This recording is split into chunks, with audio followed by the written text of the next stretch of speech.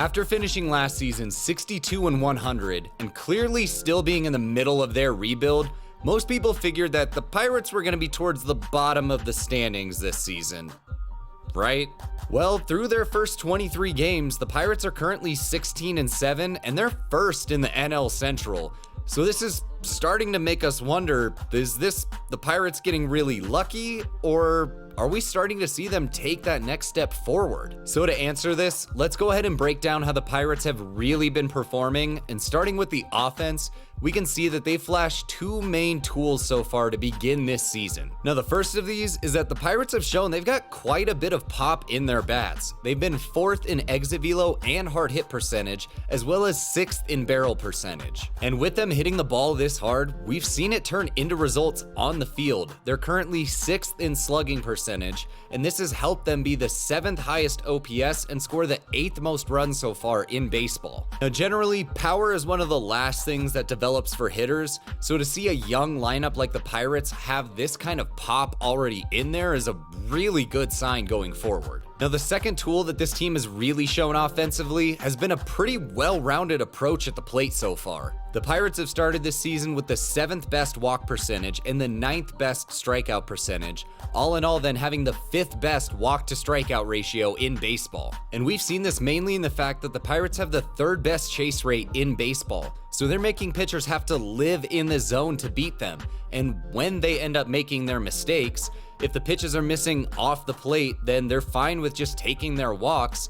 But then when they miss over the plate, now the Pirates can really use that power that we just talked about. Now where there is room for improvement with this lineup, and especially with the fact that they hit the ball as hard as they do, is that you'd like to see them hit the ball in the air more. Pirates hitters currently have the 20th lowest launch angle in baseball, as well as ranking 19th in ground ball percentage and fly ball percentage. When you hit the ball on the ground, you really limit your ability to get extra base hits, because those are only really going to happen from those hard hit grounders right down the line, and you've never seen somebody hit a ground ball that's gone over the fence for a home run.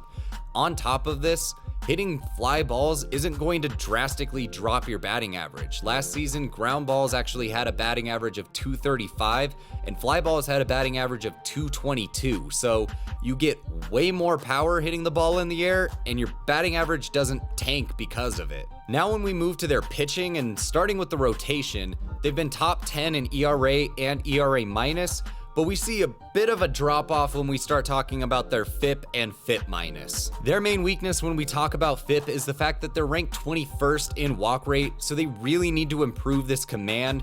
But mainly, and a pretty quick fix to this could be the fact that they're currently 23rd in first pitch strike percentage.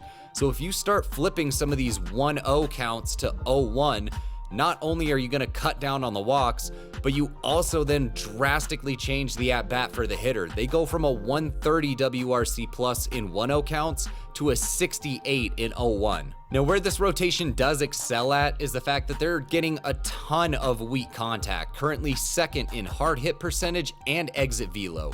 But they don't get a ton of ground balls, they're currently 27th. So they're prone to giving up the occasional hit, maybe a double that just kind of drops somewhere in the outfield. So you'd like to see them get these weak grounders that are going to be pretty much straight up easy outs. Now on the almost exact flip side, when we talk about their bullpen, they're currently 10th and 11th in ERA and ERA minus respectively, but then they're 4th and 3rd in FIP and FIP minus. And this is mainly from the fact that they keep the ball in the ballpark. Pirates relievers this season are currently 2nd in home runs per fly ball, as well as being 4th in fly ball percentage and barrel percentage. So they're not letting a lot of these fly balls leave the yard, and they're just not letting you hit a lot of balls in the air in general. Now for their bullpen to take a step forward, we need to see them live in the zone a little bit more. They're currently 20th there.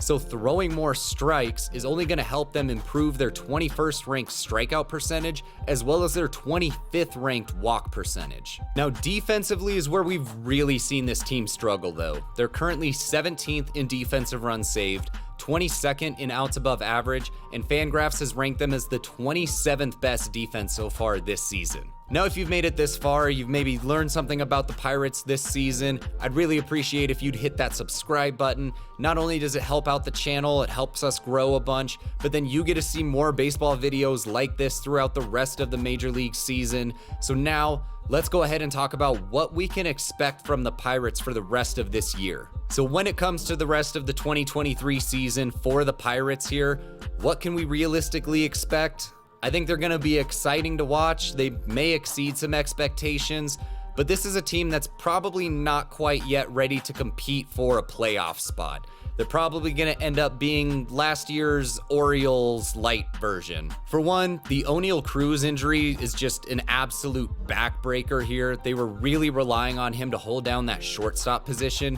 as well as losing Ji-Man Choi to the 60-day IL. That hurts as well.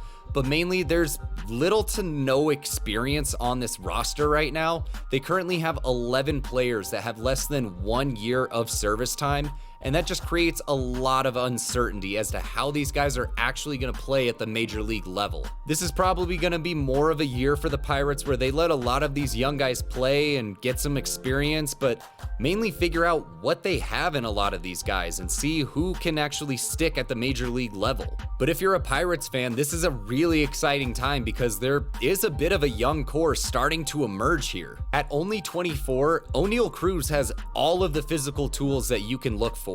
Power, speed, a cannon of an arm, and you hope that most of that stays intact through this injury, but he's still really raw as a baseball player. And going forward, he's going to have to kind of figure out some of these intangibles, mainly putting together better at-bats, having some plate discipline to cut down on the chasing, the whiffing, and then that's going to help the strikeout percentage. And if he can clean up his fielding at shortstop a little bit there and really get to maximize these physical gifts that he has, we could be talking about one of the best players in baseball. Third baseman Ke'Bryan Hayes is only 26. They already have him relatively locked up long term, and he's already one of the best defensive third basemen in baseball. And despite the fact that he doesn't have a lot of slugging so far in his career, he's got power in his bat. He's got a career 91 mile per hour exit velo and 47% hard hit percentage. So that power's in there, he just hits the ball on the ground way too much. So like we talked about earlier, if he can bring that launch angle up, start hitting the ball in the air more, not only are we going to see the average and on-base percentage go up, but that slugging is going to take a huge step forward. Starter Mitch Keller is only 27, one of their former top prospects, and he bounced back pretty well last season, a 3.91 ERA and 3.88 FIP in about 160 innings, mainly because he introduced a sinker to cut the fastball percentage down in half.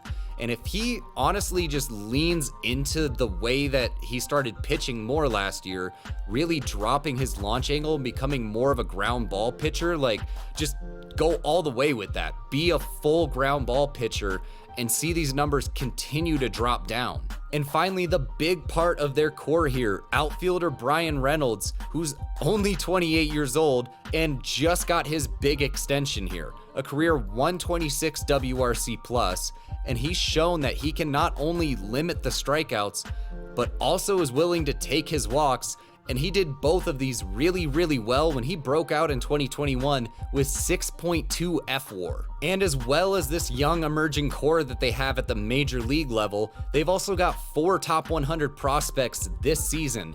Number 23 prospect, second baseman Termar Johnson. Number 49 prospect, catcher Endy Rodriguez. The number 51 prospect, catcher Henry Davis.